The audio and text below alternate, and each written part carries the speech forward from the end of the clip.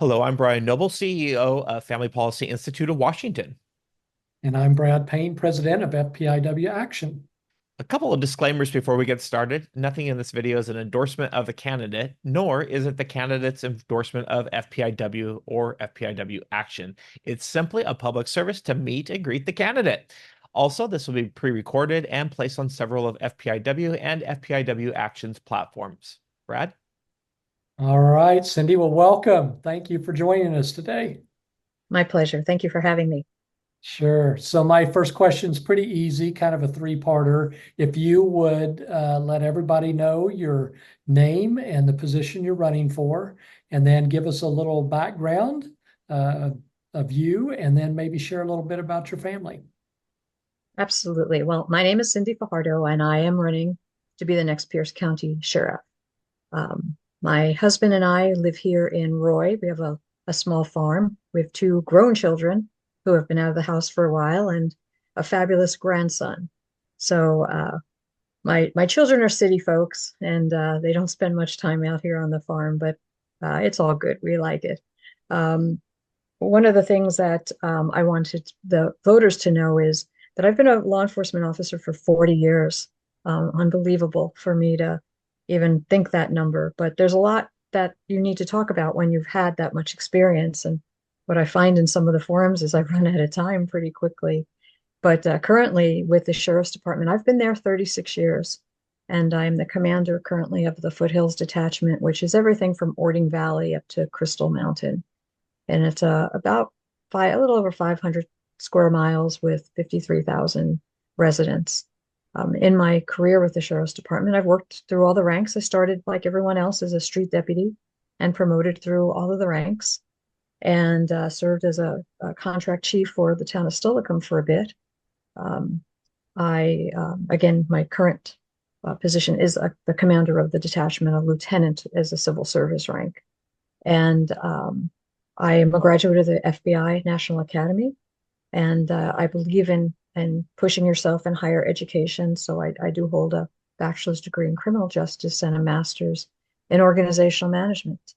And I love Pierce County, and we've enjoyed having it as our home here. And I hope I will get to continue to serve the people of the county. Excellent. What would you say is motivating you to run for office? Well, when you've grown up in the department, you've seen the good, bad, and the ugly. And throughout my career, one of my main focuses has always been community engagement. And I think COVID put a screeching halt on community involvement, community engagement, and we never got our feet back underneath us. And my motivation to run is twofold. I ran last time, so this is my second shot at running for the sheriff's position. I had been contacted by many of my coworkers and the community asking me to run again. They are very, very supportive, and after quite a bit of discussion and consideration, we've decided, my husband and I, that this was the right thing to do. And I know that I can make a difference. I know that I have the skill level, I have the experience, I have the exposure, I have the support of not only the deputy sheriff's independent guild, but the majority of all the fire departments in Pierce County. Um, I I work as an urban search and rescue task force leader, and when we go across the nation on deployments, it's my cadre is firefighters, and they've worked under my leadership, and they have supported me. And I love the community. I want to reinstitute our connection with the community, and I know that I can do it. I know that it's needed, and I believe that that is how we build the future for our families and our children's. Excellent. Very good. So my turn again, kind of a two-part question.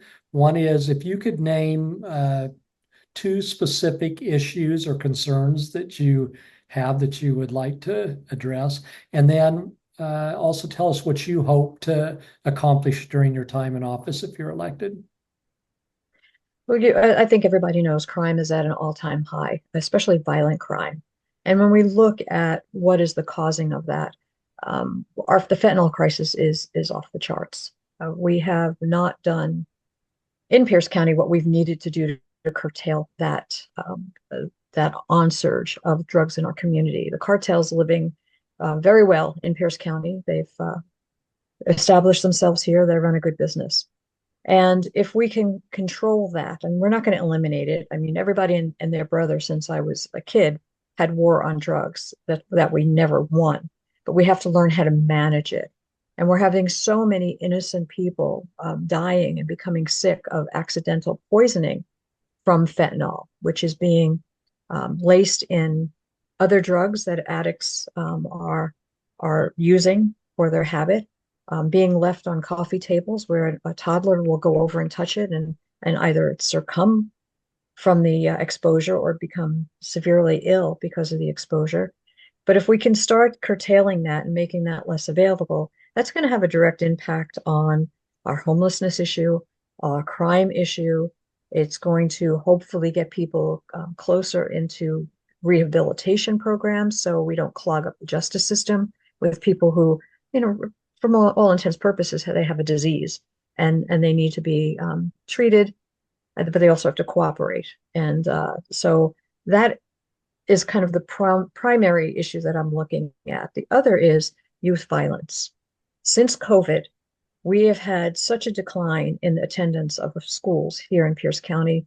If you talk to the superintendents here, they will tell you they laid off 50 and 60 educators out of their school districts because of the lack of enrollment. Now, some people will say, well, the children are being homeschooled or they're doing online school. Yes, that is the case, but not for all of them. They're turning to the computer, they're turning to social media to get their influences. They're learning how to make guns, 3D guns off the computers. And the youth violence has soared. What did I hear yesterday? A 7-year-old robbed somebody in Seattle with a hatchet. A 7-year-old. I didn't even know what a hatchet was when I was 7 years old. But we have to get our kids back. We have to get them back into programs where they understand that what their commitment to community is, what their civic duty is, what good life they have or could have if they put themselves to the effort. And that crime, it literally does not pay. And we have to make it that way. So we have to increase our punishments to have that influence on these children that's not, they don't want to spend their teenage years in lockup and get out at 25 and not have anything to do because that's just going to perpetuate their criminal activity. So those are the two big things that I would like to work on. And it evolves around being involved in the community, being involved with other professionals, being involved in the school districts. And as a law enforcement officer, that positive contact, I think, will make an extreme positive impact on where we go in the next few years. All right. And our fourth and final question is, we provided you with 18 issues that FPIW Action and FPIW is constantly working on.